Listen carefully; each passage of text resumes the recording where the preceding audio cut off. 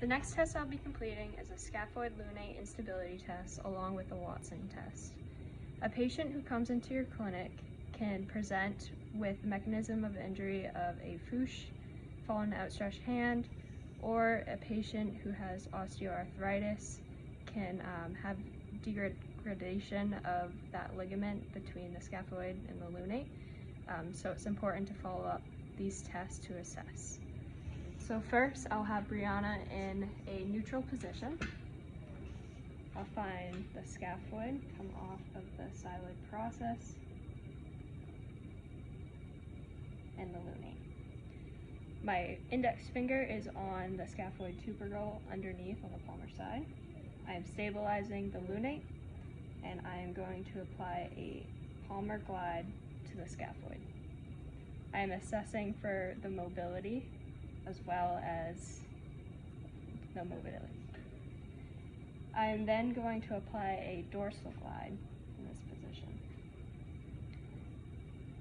If Brianna has a lot of mobility, I can also go to a closed pat position, which is 45 degrees extension.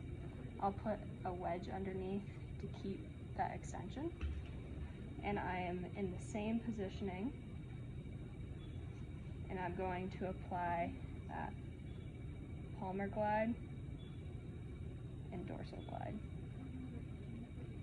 Sometimes there may be more mobility in the dorsal direction, especially with the scaphoid, because fallen outstretched hand usually has a dorsal displacement.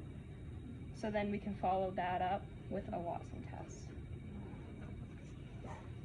So first, I'll have Brianna bending her elbow. This is all a passive motion.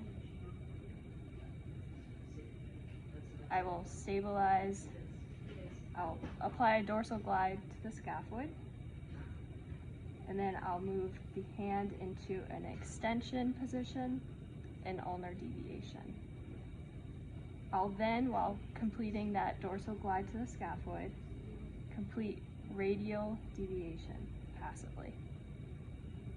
And then I will release. A positive sign of this will be pain or a clunking when the dorsal glide is released for the relocation of the scaphoid.